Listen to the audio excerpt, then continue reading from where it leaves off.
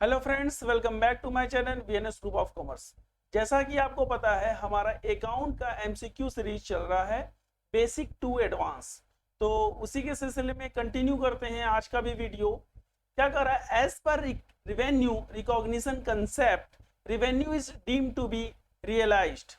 ठीक है, मतलब क्या सर कि हमारा आगम निर्धारण अवधारणा के अनुसार एक रिवेन्यू माने आगम, या इसको कह सकते हो सर आय, ठीक है, कब रियलाइज माना जाता है। पहला, when purchase order is receive from the purchaser, मतलब क्या, जब परचेजर के थ्रू जो है ऑर्डर अगर हम रिसीव कर लिए हैं तब मान लिया जाएगा कि हाँ हमारा रिवेन्यू हो गया है। या when goods are delivered to the purchaser, जब गुड्स को जो है डिलीवर्ड कर दिया गया है परचेजर को। तीसरा हमारा when the title of the goods has been transfer to the purchaser, जब गुड्स के टाइटल को जो है परचेजर को ट्रांसफर कर दिया गया है। कि लास्ट हमारा when cash is receive from the purchaser, कि जब हम लोग परचेजर से कैश रिसीव कर लेते हैं तब माना जाता है इनकम को या रिवेन्यू को। तो यहाँ पे सर हमारा जो राइट ऑप्शन है, पहला, दूसरा और तीसरा तो सर बिल्कुल नहीं है। इसका जो राइट ऑप्शन है वो है हमारा क्या, थर्ड, कि जब किसी गुड्स का टाइटल जो है ट्रांसफर होता है किसको सर, परचेजर को, तो फिर वहां पे सर क्या होता है कि रिवेन्यू माना जाता है। क्लियर हो गया। नेक्स्ट क्वेश्चन देखिए क्या कह रहा है सर हमारा, cost concept means, cost concept का मतलब क्या होता है, sales of goods at cost price, मतलब क्या गुड्स को जो हम सेल कर रहे हैं वो कॉस्ट प्राइस पे हो। Sale of goods at market price, फिर है sale of goods at cost plus percentage of cost, और फिर हमारा recording of asset in the books at cost price. तो सिंपल सी बात है सर, कॉस्ट कंसेप्ट में जो है हम लोग का रिकॉर्डिंग ऑफ असेट्स, जो भी असेट्स का रिकॉर्ड होता है किस पे होता है सर, बुक में कॉस्ट प्राइस पे होता है। क्लियर हो गया।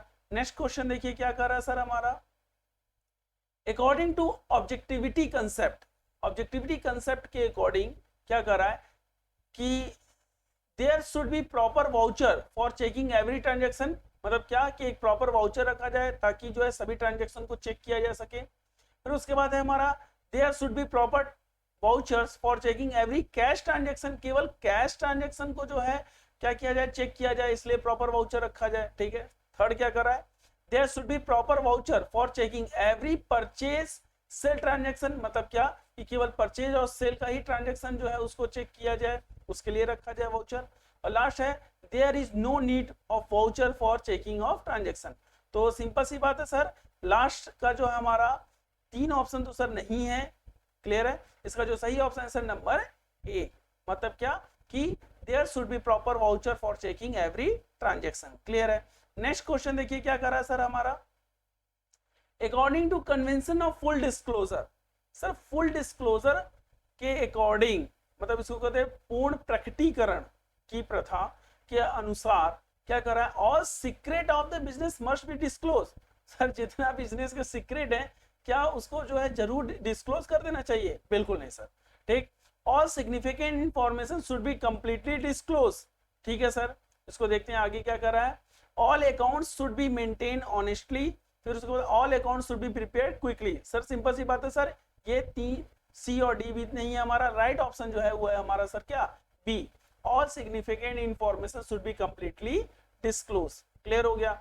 नेक्स्ट क्वेश्चन देखिए क्या कर रहा है सर हमारा, convention of consistency means, consistency के अनुसार क्या कह रहा है सर हमारा, ऑल द फर्म, कंसिस्टेंसी का मतलब होता है सर एक रूपता।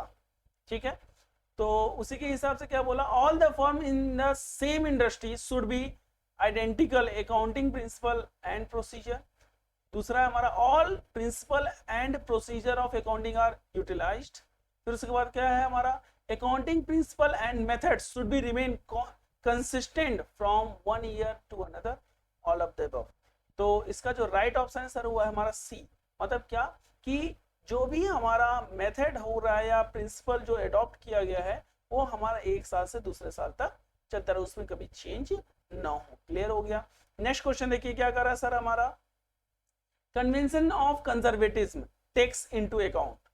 ठीक, मतलब क्या रूढ़िवादी प्रथा के अनुसार क्या कर रहा है, all future and profit, all future profit and losses, मतलब क्या कि कंजर्वेटिज्म के अनुसार क्या बोला कि सभी फ्यूचर के प्रॉफिट और लॉस को कंसीडर किया जाता है, या all future profit and not losses, ठीक, all future losses and not profit और neither profit nor loss of the future. तो सिंपल सी बात है सर, पहला ऑप्शन सर गलत है, ठीक, दूसरा ऑप्शन भी सर गलत है, फोर्थ ऑप्शन भी गलत है। इसका राइट ऑप्शन है सर क्या, सी। कन्वेंशन ऑफ कंजर्वेटिज्म करता है फ्यूचर के होने वाले लॉसेस को तो सर कंसीडर करेंगे, लेकिन फ्यूचर में होने वाले प्रॉफिट को कंसीडर नहीं किया जाएगा। क्लियर हो गया। नेक्स्ट क्वेश्चन देखिए क्या कर रहा है sir, according to convention of conservatism closing stock is what, closing stock is valued at. Sir conservatism concept के अनुसार क्लोजिंग स्टॉक का को जो है वैल्यू, क्लोजिंग स्टॉक का वैल्यू किया जाता है किस पे सर, कॉस्ट प्राइस पे किया जाता है, रियलाइजेबल प्राइस पे किया जाता है, कॉस्ट प्राइस और realisable price whichever is less या at real value.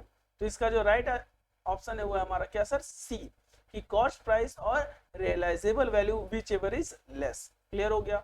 Next question देखिए क्या कर रहा है सर हमारा, the concept that a business enterprise will not be sold और liquidate in the near future is known as. मतलब क्या, और कौन सा कंसेप्ट है जो कि किसी बिजनेस के जो है कभी बेचा नहीं जाएगा और ना ही उसका जो है समापन होगा, लिक्विडेट किया जाएगा भविष्य में।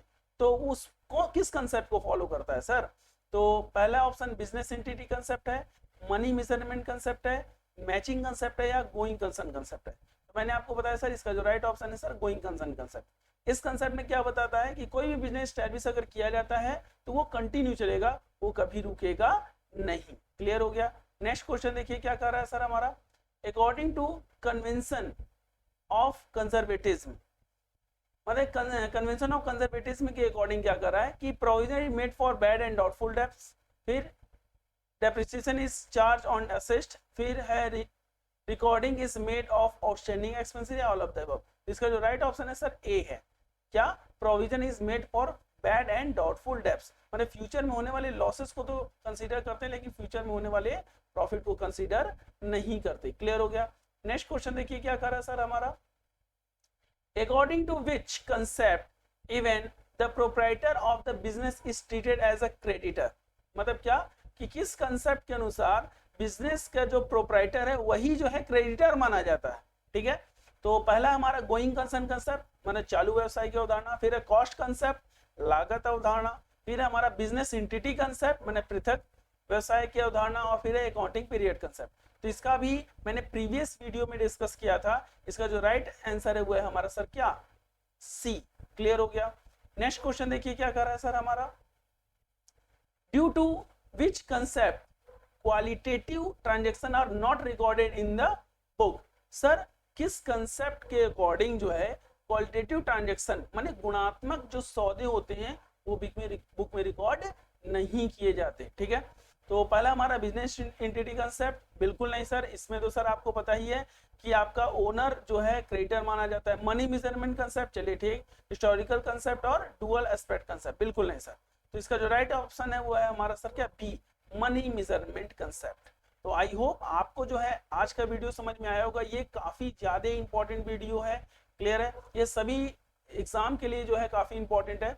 तो जितना सही हुआ उसको कमेंट बॉक्स में जरूर कमेंट करिए। ठीक है, और Telegram channel VN school of commerce है हमारा, उस पर ज्वाइन हो जाइए ताकि जो है आप लोग को जो है रेगुलर जो क्विज है वो आपको मिलता रहे, कॉमर्स से रिलेटेड है। ठीक है, और अपने परफॉर्मेंस को इंक्रीज करते रहें आप लोग। ठीक है, तो आज के लिए बस इतना ही रखते हैं। Thank you, have a nice day.